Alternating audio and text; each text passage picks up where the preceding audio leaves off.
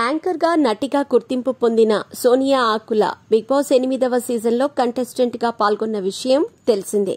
తెలంగాణలోని కరీంనగర్ జిల్లా మంథనికి చెందిన సోనియా తన స్టైల్, యాసతో సోషల్ మీడియాను ఆకట్టుకుంది.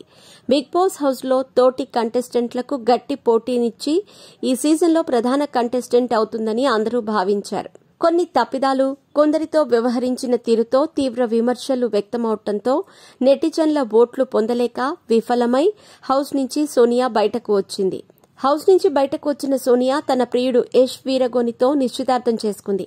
వీరి పెళ్లి ఎప్పుడో నిశ్చయమైందని, బిగ్ బాస్ అవకాశం రావడంతో వాయిదా పడినట్టు సమాచారం.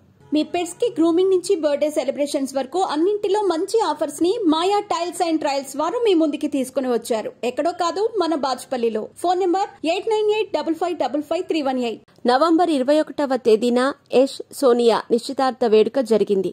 కొద్ది మంది మాత్రమే బంధుమిత్రులు ఈ వేడుకకు హాజరయ్యారు. అయితే సోనియా చేసుకోబోయే యష్కు గతంలోనే వివాహమై విడాకులు తీసుకున్నాడు.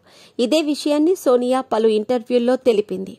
యాంకర్ గా నటిగా గుర్తింపు పొందిన సోనియా ఆకుల బిగ్ బాస్ 8వ సీజన్లో కంటెస్టెంట్ గా పాల్గొన్న విషయం తెలిసిందే.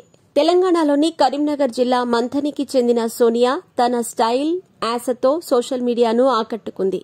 బిగ్ బాస్ హౌస్లో తోటి కంటెస్టెంట్లకు గట్టి పోటీనిచ్చి ఈ సీజన్లో ప్రధాన కంటెస్టెంట్ అవుతుందని అందరూ భావించారు.